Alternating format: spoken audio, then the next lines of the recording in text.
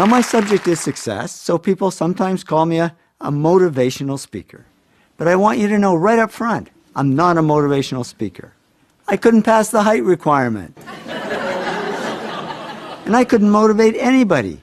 My employees actually call me a demotivational speaker. What I try to be is an informational speaker. I went out and found out some information about success, and I'm just here to pass it on.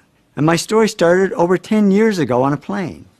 I was on my way to the TED conference in California, and in the seat next to me was a teenage girl, and she came from a really poor family, but she wanted to get somewhere in life.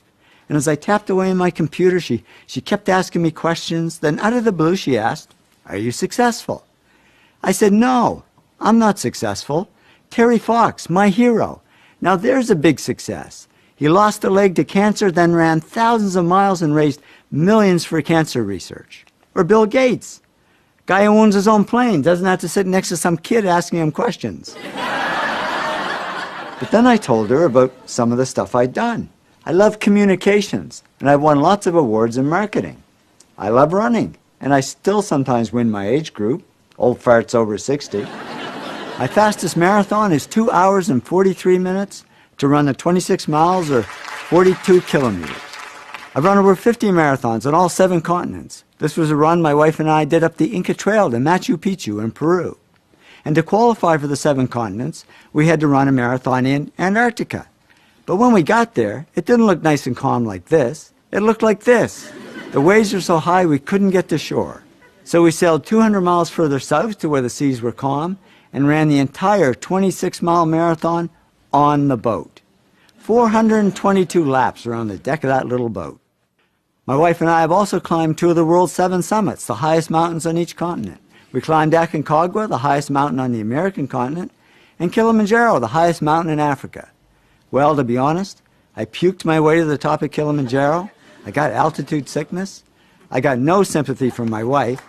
She passed me and did a lap around the top while I was still struggling up there. In spite of that, we're still together and have been for over 35 years. I'd say that's a success these days.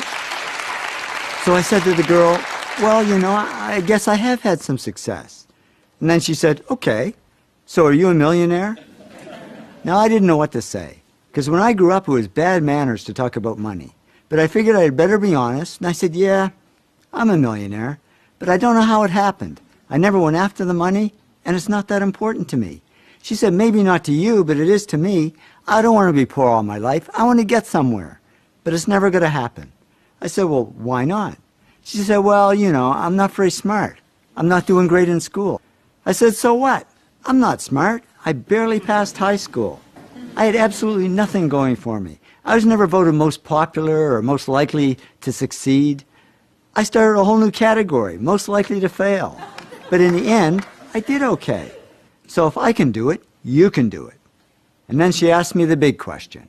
"Okay, so what really leads to success?" I said, "Gee, sorry, I don't know. I guess somehow I did it. I don't know how I did it." So I get off the plane and go to the TED conference, and I'm standing in a room full of extraordinarily successful people in many fields: business, science, arts, health, technology, the environment. When it hit me, why don't I ask them what helped them succeed and find out what really leads to success for everyone? So I was all excited to get out there and start talking to these great people when the self-doubt set in. I mean, why would people want to talk to me? I'm not a famous journalist. I'm not even a journalist. So I was ready to stop the project before it even began. When who comes walking towards me but Ben Cohen, famous co-founder of Ben & Jerry's Ice Cream. I figured it was now or never. I pushed through the self-doubt, jumped out in front of him and said, "Ben, I'm working on this project.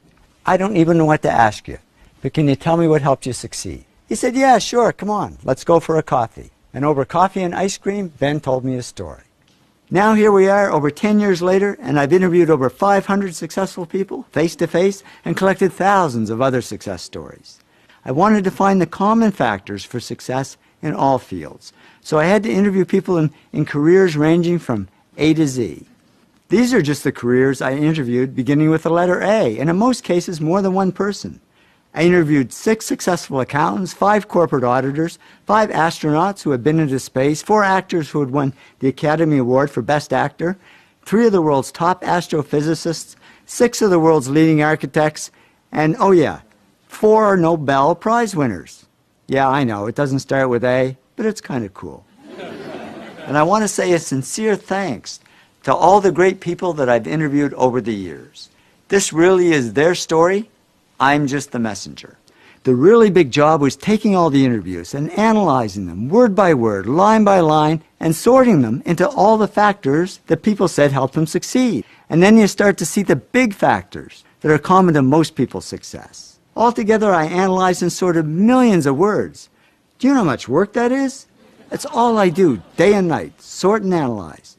I'll tell you, if I ever get my hands on that kid on the plane, actually, if I do, I'll thank her, because I've never had so much fun and met so many interesting people.